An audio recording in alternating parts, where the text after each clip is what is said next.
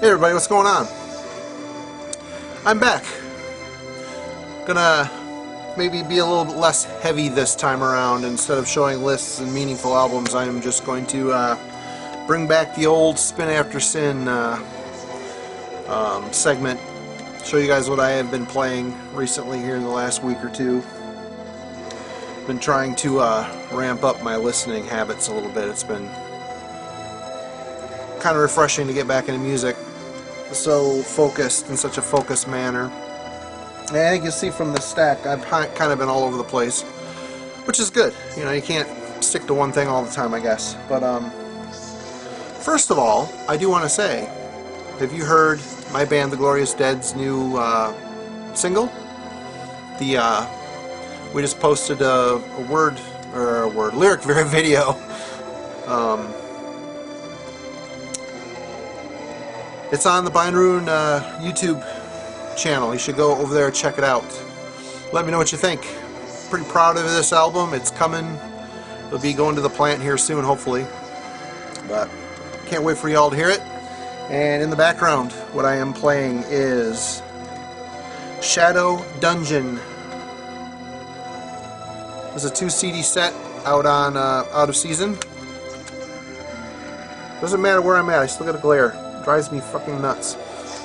This is a 2 CD set, and it's got disc 1, Older Than Time, which looks like a full-length album. Disc 2 is Amorphous Dreams of Past and Fire, and The Return of the Leper King. Out of Season is an awesome dungeon synth styled label out of Maine. The releases are all high quality. I typically pick up Dungeon Synth on tape, but this one I picked up on CD because it was a 2 CD set and I missed out on the tapes. Speaking of tapes, let's get into what I have been spinning lately. Here's one with a cover you've probably recognized. Blessed Are the Sick, anyone? This is Hexenhaus, from a tribute to the insane. This is Mike Weed's old thrash band from back in the day. This came out on Metal Blade. Mike Weed, many of you will know where it was in, was he in Organa Le Fay? Shit, I can't remember now. But anyway, yeah, this is his old thrash band. I haven't listened to this thing in a long time, and to be honest with you, pretty damn good. It's not the most exciting thrash I've ever heard, but on the same token, it's not the worst either. They benefit from a pretty good thrash singer, thrash vocalist.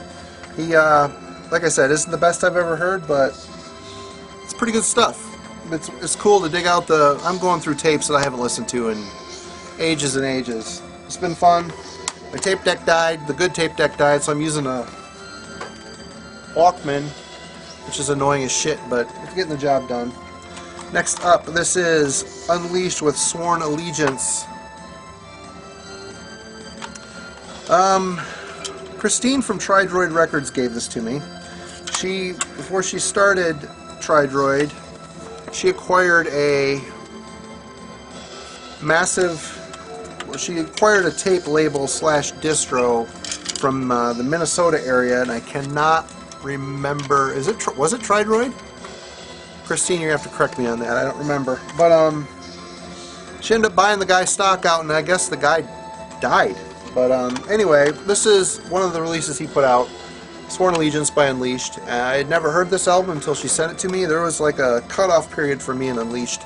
They kind of got a little boring. I think their first 3 albums are pretty much essential. After that, it's hit or miss. I kind of stopped buying after a certain point. But there was a spell where Johnny's vocals were kind of the shouted variety and kind of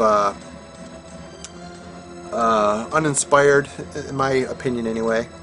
This album was kind of a surpriser. It has a lot more life in it than the stuff that came before it. There's a couple songs where it's a little repetitive. But this sounds like early Unleashed mixed with Venom, if that makes any sense. Johnny's vocal style is kind of the shouted Kronos style, but he does kick up the gruffness in his vocals again. This tape is basically just a dub tape with a decent cover, and tape sounds like balls. There was no quality control apparently over at Tridroid until Christine got involved. But anyway, next up, I don't know if you can see this, it's kind of dark, but this is Uniform Choice, Screaming for Change. My buddy Pat from Ground Zero Salem sent this tape to me along with a bunch of other stuff.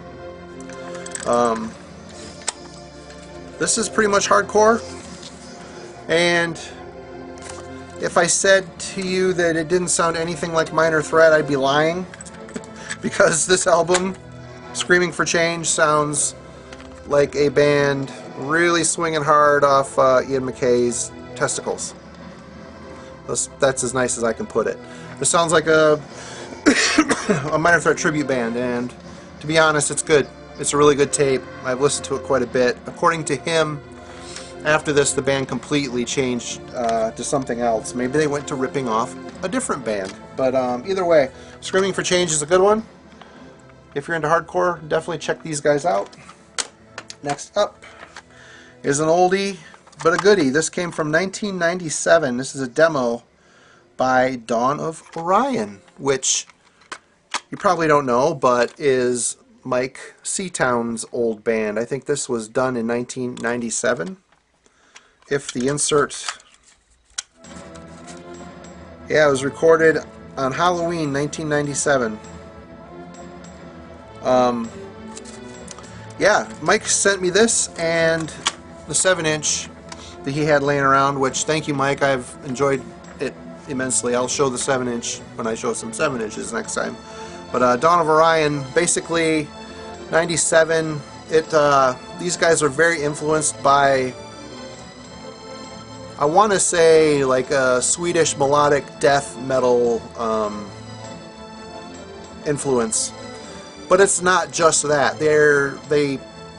Mike's screaming style is kind of a pre-screamo, but it's really gruff and unique, and it's like hardcore mixed with melodic Swedish death metal, but not an At the Gates clone, if that makes any sense. These guys definitely had a cool sound, and Mike had a great set of pipes on them. Dusted those off, it'd probably kill the old man, but this is good stuff. You know, you might want to get a hold of Mike if you're interested. I don't know if he's got any more of those left. But that's it for the tapes. We're moving on to CDs. I've got a little care package in the mail yesterday or the day before from Ken down at Ken's Death Metal Crypt. He was a guest on one of our live streams here a couple weeks ago. Super awesome dude, and total tape trading / death metal warrior from way back. But he sent me all of the recorded material thus far of his band Unnatural. Holy shit, Ken. I am pretty impressed by this band. This release is called The Path to Ruin. Came out on Horror, Pain, Gore, Death Productions. This is a two-piece band. Ken does all the vocals, and Ted Vantilberg? Sorry, the font is in my old eyes. I don't know. He wrote all the music and recorded the thing. This is an EP, I would guess. It's 5 songs. All I can say is Ken's vocals rule, and the spirit of this band rules. They are unashamed old school death metal, and there's times where it kind of reminds me of Cyanide, like this slow to mid-paced death metal crawl, but they don't sound like Cyanide totally. I mean, there's some of that thick, heavy grooves for sure, and you can tell they're from the same area, in the Chicago area.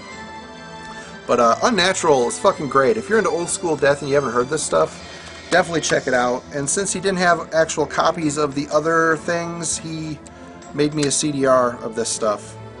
But this has this CDR contains Afflictions demo, the Cursed EP, from Coalescing Putrefaction EP, which I think was a split with Rotted and Fetid Zombie. The recording quality on this is about the same as this. Really well produced. Sorry, it's backwards. Using this camera I'm not used to using all the time. Very cool shit, man. Really, you know, it's slow and plodding. It never busts into blast beats that I've noticed. I've only listened to each of these twice. But holy shit, are they good. Super memorable death metal. The riffs are golden. Even though they're not reinventing any sort of wheel, it's a wheel that I don't want reinvented. They do it perfectly and with grace and style. This is good shit. Next up, speaking of Fetid Zombie, this is Death Covenant from Fetid Zombie. Recently been in contact with the guy behind this band, Mark Riddick. He did some t-shirt art for my band, The Glorious Dead, which those t-shirts were supposed to be for a Kentucky show that got canceled because of COVID-19.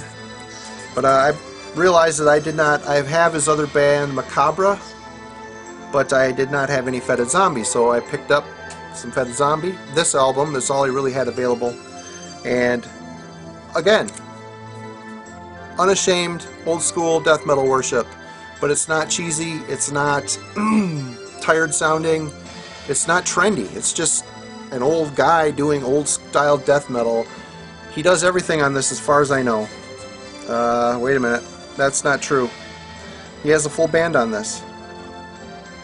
See, shows you what I know. I just now looked at the insert. I assumed it was all just him, but there is an actual full band on this.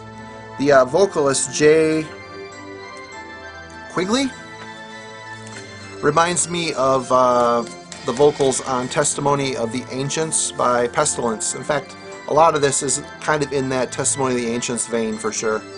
I'm completely thrilled with this release. Like I said, when you put on an old school death metal that isn't trendy, it just kind of recenters you a little bit because it's what you're used to listening to. At least I am anyway, old fucker. Next up, I needed this to complete my Devastation collection. Finally picked it up. This is Violent Termination. And other than a cool cover and two other albums that are pretty damn good, I must say that this album features some of the absolute worst lame fart vocals I've ever heard. I mean, it sounds like dated thrash, but the guy is just talking. Is this too loud? Let me turn this down a bit. The bells seem pierced. Of course, I'm sitting right by the speaker too. But yeah, I mean, the music on this is pretty good. The songs are a little long and lumbering, but what really would have kicked it over the edge is a vocalist with some fire and potency.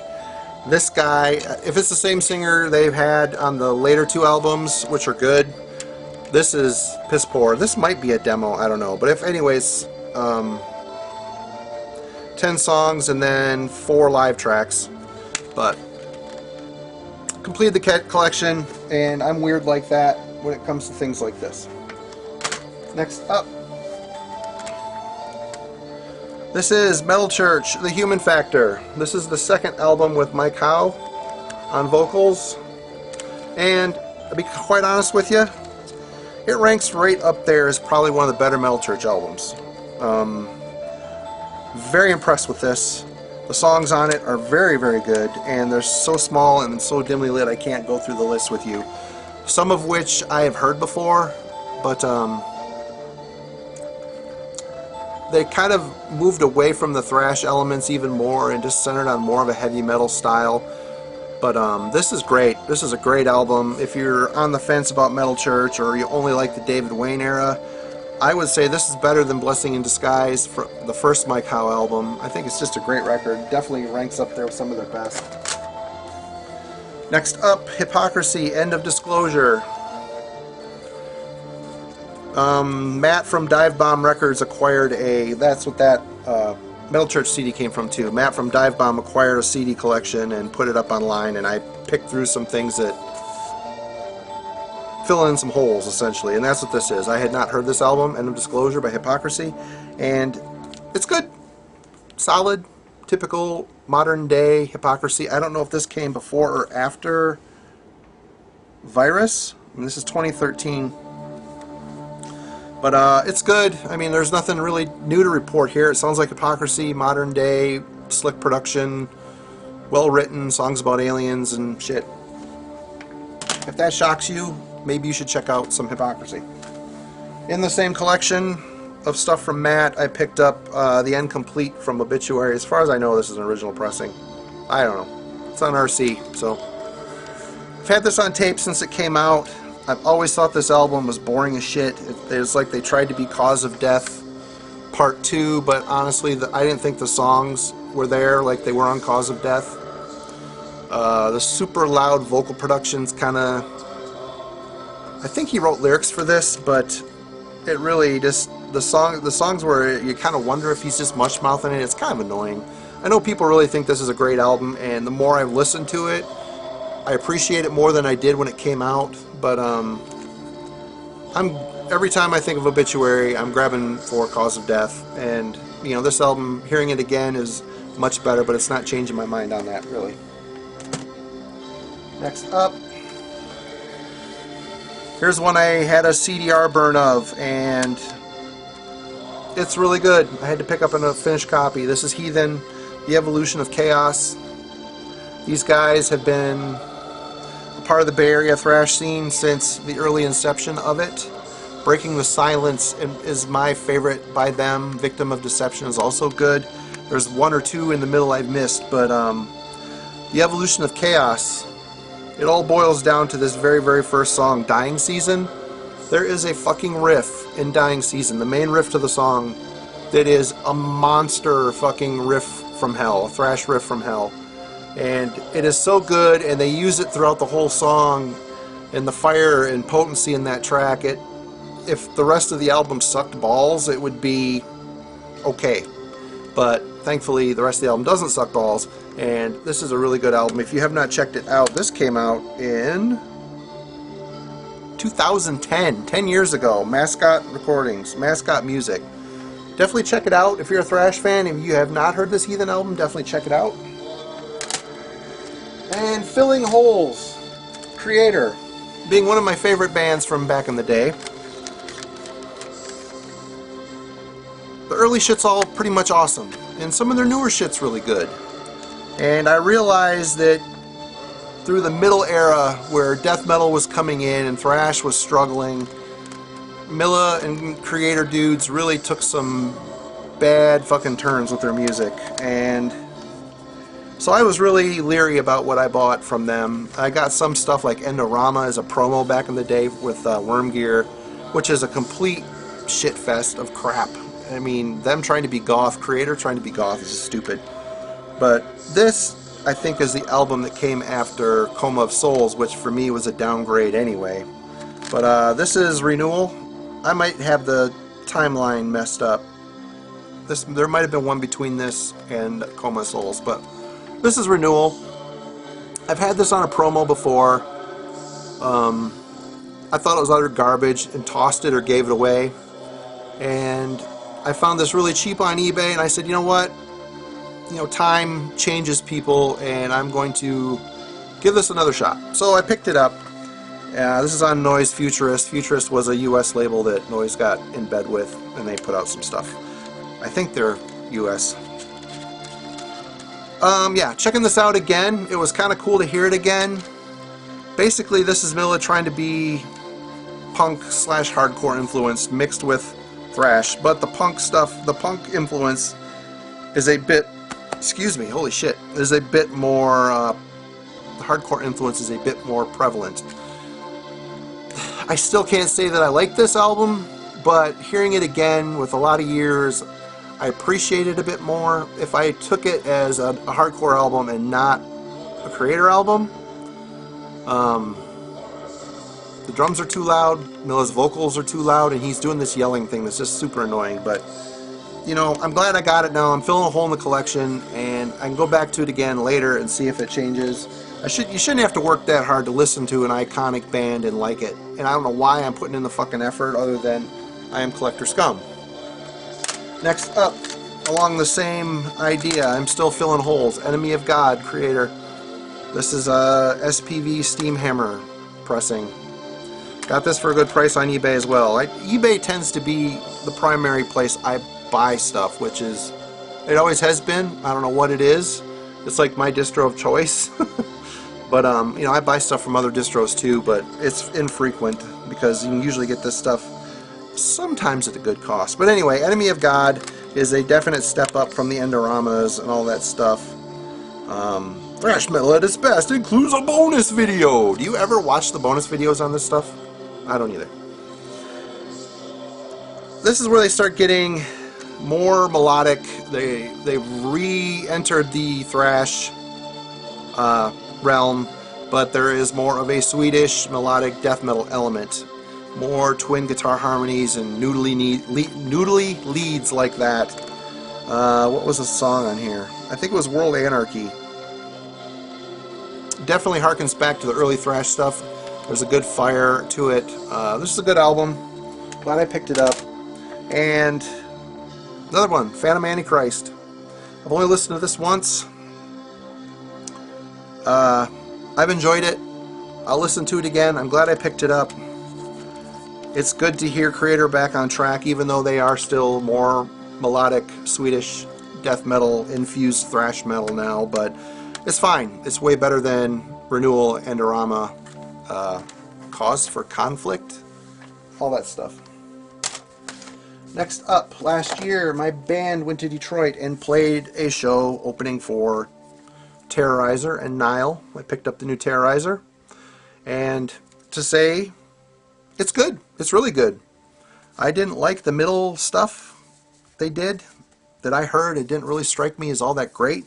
This here sounds like it would have been a sufficient follow-up to World Downfall.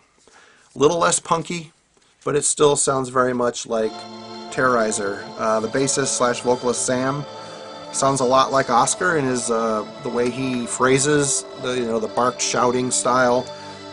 It's good shit, man. Pete the Feet is a raging speed dynamo, and seeing him live is impressive. This is a good album. If you have not checked out Caustic Attack, definitely do so. This is an album I've always had a tape dub of, and until recently finally picked up a CD copy because I had to have it. It is like Mighty Contract by Rotting Christ. Always liked this album. Like I said, sometimes when you're doing tape trading from way back, you end up kind of just sticking with your dub tapes until you find something cheap, or get a wild hair up your ass to finally buy it.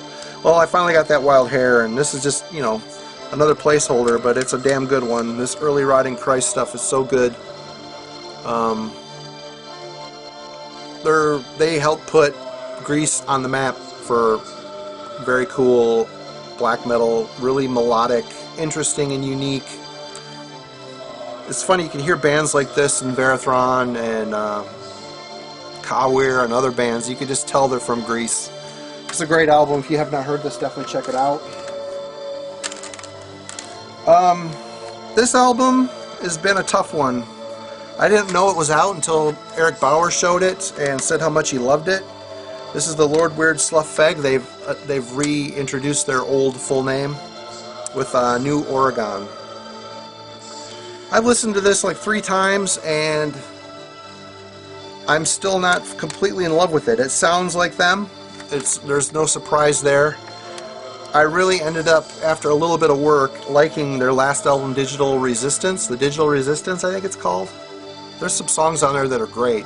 And this here has got a lot of good songs. They just have not hit me where they should hit me yet, in that special spot in my brain that is reserved for this band.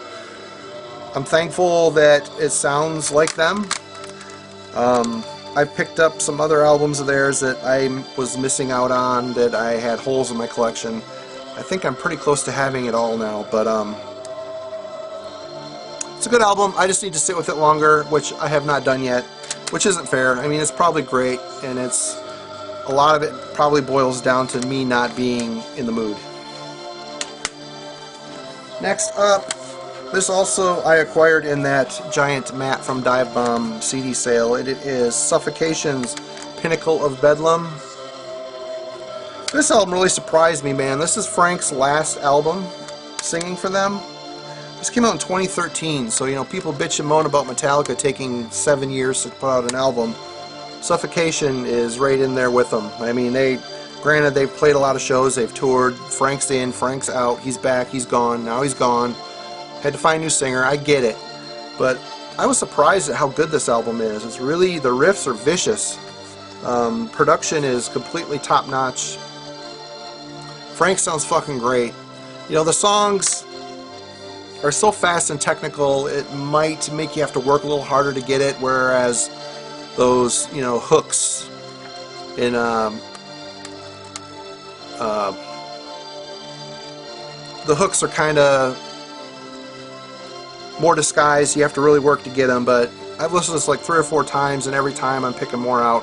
Definitely a good album. I also got the album before this, I think, Blood Oath. It's out in the truck. I didn't bring it in.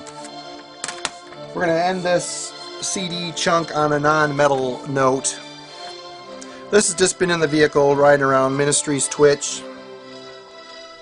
This is a Sire Warner Brothers older pressing. Well, it's a pressing. It's not hard to find by any means. This is Ministry before. This is the album that came out just before The Land of Rape and Honey, where he took on more of a violent metal influence. This is still very much in the Wax Trax, simplistic, not very well layered industrial, dancey industrial. But the songs themselves are really good. They're really catchy, over the shoulder. Yeah, My Possession. I mean, there's a lot of good songs on here. It's fun driving music. Definitely good to have in the car. And lastly, for the CDs, I got some vinyl to show too. I'm about to run out of battery. I got 2 from NFD. I've got Deadpool Rising and No Love Lost Live and Unleashed. NFD is a straight up Fields of the Nephilim tribute band. It's got Tony Pettit from Fields of the Nephilim, the bass player. After the reunion attempt failed, he started this band. Found a singer that sounds just like Carl McCoy. Not maybe as low, but it still sounds just like Carl. These albums are really, really fucking good. If you're into Fields of the Nephilim, that jangly spaghetti western goth rock, that's what these guys are doing. As they moved on, that spaghetti rock thing kind of went into more of a metal heaviness. But still, it sounds like a heavier Fields of the Nephilim. I love these records. The songs are so catchy. Light My Way, Black Sun. Oh, I mean, everything on this shit's so good. If you're into Fields of the Nephilim, check these guys out. I'm going to rip through these because I don't know if I'm going to run out of juice or not. Creator, Extreme Aggression Remastered. All-time favorite. I've been listening to the CD in the truck, and I've been spinning the vinyl. This has that Live in East Berlin 1990. This is a 3 LP set. So it's got the remastered Extreme Aggression and then the Live in East Berlin, the full set. It's great. They did a really good job on these. This is a trifold record, if I remember right. It is. Trifold record. It's harder than shit to get in out of the plastic, I'd show you. One of my all-time favorite Creator albums. One of my all-time favorite albums, to be honest with you.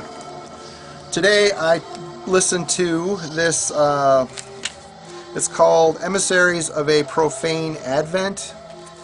This is a split 10-inch, a 4-way split 10-inch with Cower, Nurgle, Embrace of Thorns, and Soul Skinner. Cower's great. I think all these bands are from Greece too, by the way. Cower's a great black metal in the Hellenic style. This Nurgle song is completely classical. There's no metal in it. It's all instrumental. It's quite a moving piece, actually. It's actually quite beautiful. I was quite taken by it, to be honest with you. I prefer side 1, the Cower and Nurgle side, to the Embrace of Thorns, Soul Skinner. The Embrace of Thorns, Soul Skinner were both good.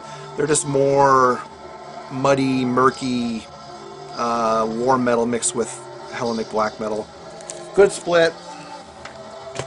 Next up, this is an album I had a promo of it, and for some reason never kept it. But I bought the reissue of this recently, and I'm blown away by it, and that is Vomitory, Raped in Their Own Blood. I can't remember where these guys are from, to be honest. I want to say Germany, but that could be completely wrong. This album is absolutely killer death metal. It's so well written, so heavy, so well produced, so hard hitting. There's a bit of a modern edge to it because it's kind of that late 90s, and this is a 2000s band. Nope, this came out in 96. What the fuck do I know? Time just escapes me. These guys came out in 96, so I mean this isn't super old school. It's got a modern European feel to it.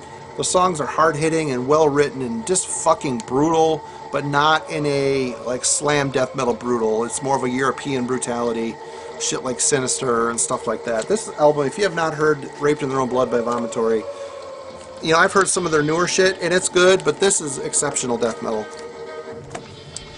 Next up, I'll show 3 of these all at the same time because I was watching I watch Razor Fist on occasion because I really like his band discography pieces that he does. I find them interesting, and if he likes the band, I find them to be quite passionate.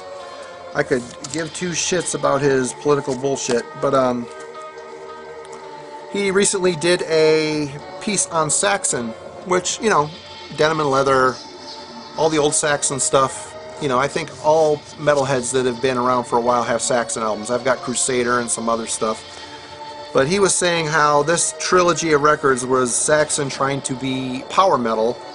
I previewed the albums online, was surprised how much I liked them, so I picked up Killing Ground, which still sounds like new wave of British heavy metal, but with a power metal side to it.